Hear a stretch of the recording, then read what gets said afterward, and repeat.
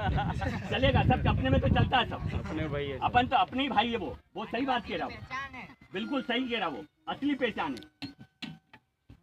और हमारी संस्कृति अब हमको कैसे खत्म कर रहे हैं इस देश में, इसके तरीके हैं। बात कोई को खराब भी लग सकती है तो मेरे से सबूत ले लेना, है ना। अब हमको कैसे खत्म कर रहे हैं कि हम जब स्कूल में हमारे जाति प्रमाण पत्र बनाने को जाते हैं तो वहाँ पे लिखते हैं हिंदू, हिंदू लिखते हैं, आदिवासी जाति धर्म हिंदू, लेकिन आदिवासी कौम हिंदू नहीं है, आदिवासी का धर्म अलग है।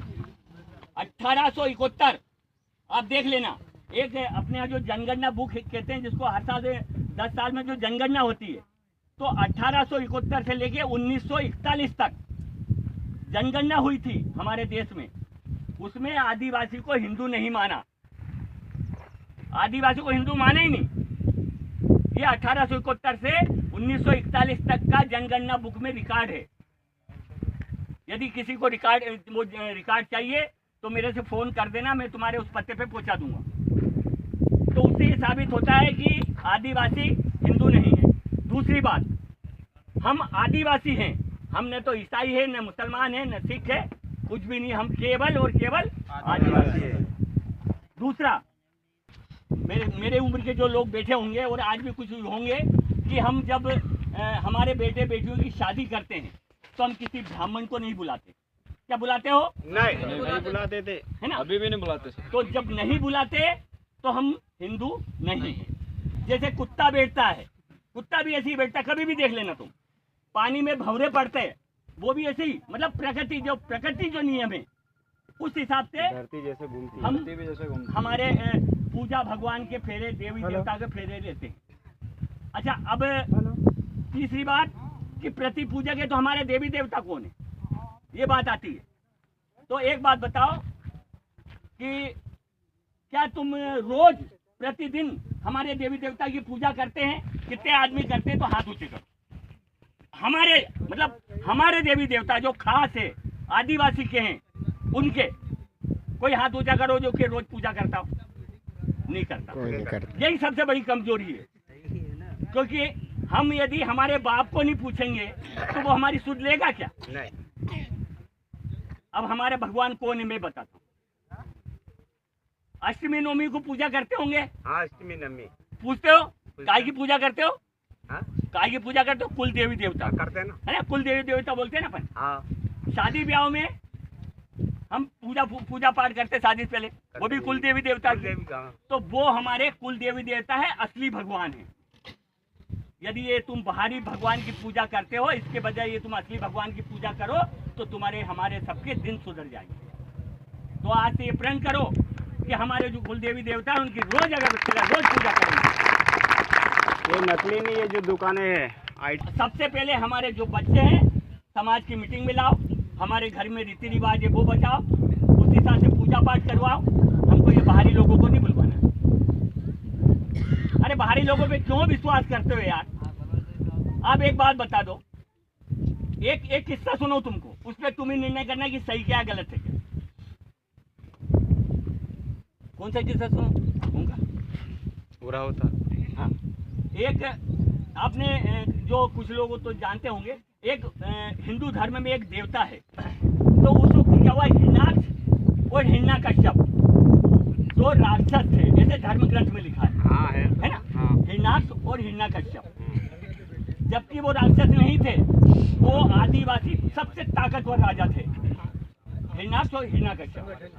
तो हिरण्याक्ष जो राक्षस था वो बहुत ताकतवर था, तो उससे देवताओं ने उनका राजपाट छीनने के लिए युद्ध किया। तो जब युद्ध किया तो देवताओं को इतना मारा हिरण्याक्ष राक्षस ने कि वो सब भाग गए, और भागते भागते विष्णु भगवान के पास गए, क्योंकि इनका बोझ, सबका बोझ वही है, विष्णु भगवान। तो उनके पास गए, विष्णु भगवान के पास गए। सुनना, इसका जवाब आपको देना है। विष्णु भगवान के पास गए तो विष्णु भगवान से बोले कि भगवान, वो राक्षस ने बहुत मारा और तो हमारे बस की बात नहीं है, और वो जो पृथ्वी है, पृथ्वी उठो के उसने समुद्र में फेंक दी है।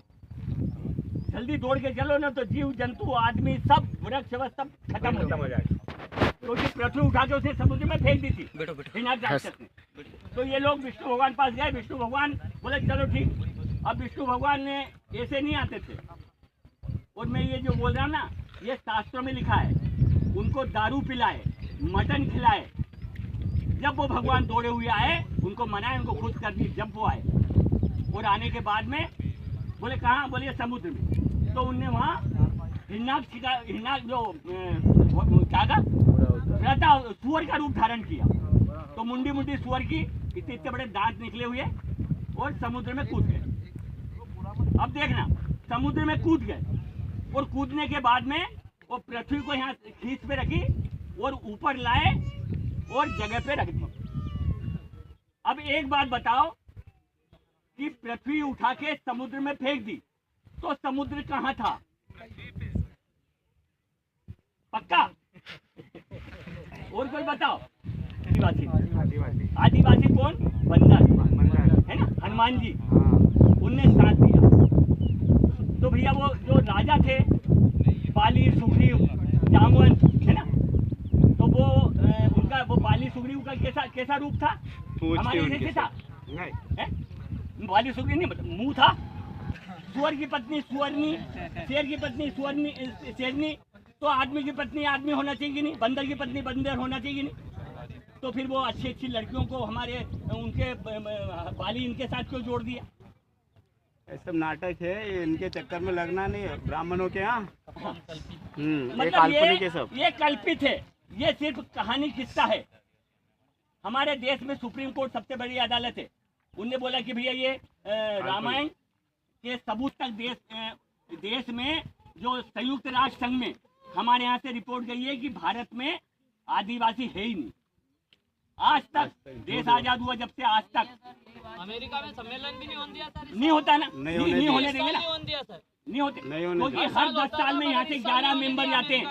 यहाँ से हर 10 साल में 11 मेंबर जाते हैं। इनको वनवासी बोल रहे हैं, आदिवासी क्यों नहीं बोलते? तो वहाँ रहने वाले को भी नहीं बोलता वो।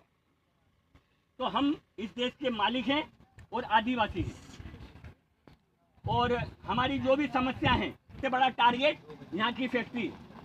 ये आना नहीं चाहिए किसी हालत में, और जमीन जाना नहीं सबसे चाहिए। बड़ा टारगेट हमारे यहाँ ये फैक्ट्री है। इस फैक्ट्री को यहाँ पे सक्सेस नहीं होने देना है, चाहे हमारे प्राण चले जाए। क्योंकि यूं भी चले जाएंगे, तुम्हें निकाल देंगे ना, यूं भी मरने वाले।